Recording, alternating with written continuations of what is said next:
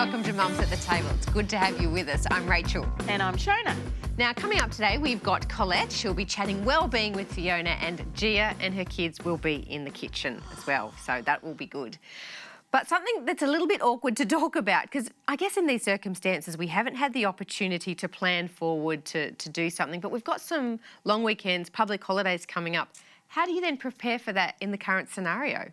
You know, preparation for the future. Well, I'm still vulnerable, so I'm not planning a lot. Still taking a little bit of isolation and a little bit of care. Yes. We did have a big overseas trip planned that we've been organising for a while, but I think a lot of people have had to cancel those. I know. So how do you plan for a holiday at home? Do you celebrate it still, or is it just become, you know, another day? It's another day. Another day? Not, no? Okay, righto. No. Look, it always does. And I always said, even before kids went to school, everyone would be like, the school holidays are coming up, or this public holiday. And I'm like, it's all the same. They're with me the whole time. Yeah. And I can see why you think that, you know, you are at home. You don't sort of celebrate public holidays. You use them and get some chores done around the gardening, you know. So what projects are you working on? Well, we've been trying to sort out, because we've bought a house and we're renovating, we're trying to get those last little bits. You know, the bits that really niggle at you that you never get finished? Carpeting is one. Yeah. I know my husband's loving it. I'm like, oh, we could do this or that or this. And he's like, oh. His life hasn't changed because he's a nurse, he's the front line, he's sort of still going to work, all that sort of still happening for him. But I'm like, I've got all these great projects. There's a holiday coming up. The honey list, honey do this, honey do that. I know, I'm going to have to get myself out and learn to do some of those skills myself. But yeah, I think public holidays are hard to get your mindset around. If it was something different like, you know, Christmas or a birthday or Easter or something, you'd continue to find a way to celebrate it. We don't do that so much with our long weekends at home during these times where we really need to be still staying home and being careful. Yeah. It can be common as parents just to put our child into soccer or piano, hoping that they'll be the next Mozart or whatever the case might be. But when your child comes and says, I don't want to do this anymore, I don't want to be Mozart, I don't want to be the next best football player, what do we do when they want to quit? Because it can be the end of a dream for parents or an end of a dream for a child. What do we do? Well, I think, you know, we always talk about our children finding their passions. Right. Very often passions are something that are built. It's not something that happens overnight. So our children need to learn to persevere with something, to discover what their passions are. But also we need to be careful that we're not overscheduling our children. Some children might be utterly exhausted, so there's that. So it's not a simple answer, but I think it's really looking at what are we trying to teach our children in encouraging them to stick something through. Right. So it's really looking at character development. Not to quit. Yeah, so what character traits are we building in our children? You know, we're trying to build adults who don't just give up their job at the drop of a hat if they've had an argument with their boss or the project gets a little bit too difficult.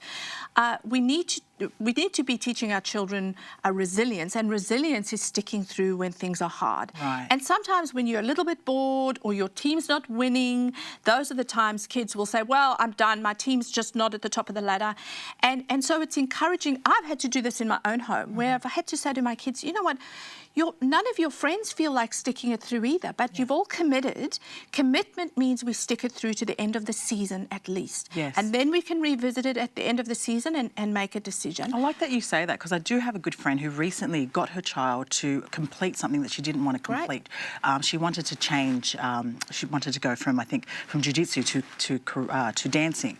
And her mum told her, well, we've started this, let's finish it. And that's one thing that she does with her children, is make sure they complete whatever it is. And that's a great skill, because even if her daughter feels like it's boring or she's sick of it, you learn to push through when stuff is boring or hard, because that's life. That's absolutely life. Right. We also would look at children's temperaments. You know, some children are just want to not go ahead with something because they're afraid of failure. What if they're really bad at it? Yeah, and you know what? That's also okay. Sometimes it's good to stick through something and still learn some of the skills, or stick with something if you're not fantastic at it.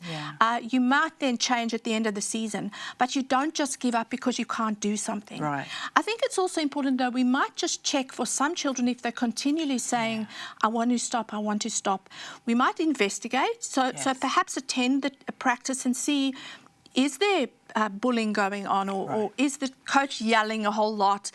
There might be factors we could look at, but in general, we want to bring up children who can persevere. And persevere in the hard stuff. And the hard stuff for kids is their sport or things that are day-to-day for them. That's the big stuff for our kids. And what's good, thank you so much, Colette, because I think what we're doing here by telling our kids to keep persevering is teaching them resilience. So important as parents. Thank you so much, Colette, for those tips.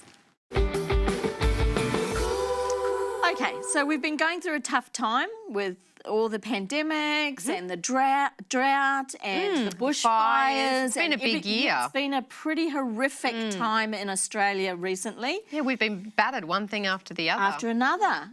Are Christian values still relevant today?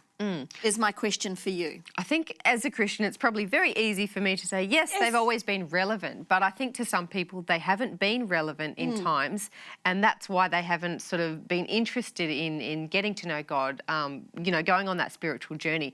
So for me, it's always going to be a resounding yes, but I think now when things are out of control a little bit, I think when we don't have a handle on everything or what could be coming, it seems to be a place, and statistics and research is showing that's where people are heading. Yeah, we've seen lately that Bible sales are up, online Christian chat rooms have got more people going into them. But we're also seeing a lot of goodwill. Like there are lots of people who are doing free concerts or free this for kids online or that. So there's a lot of goodwill. And to me, those are Christian values, sharing, trying to get each other through this. Yeah.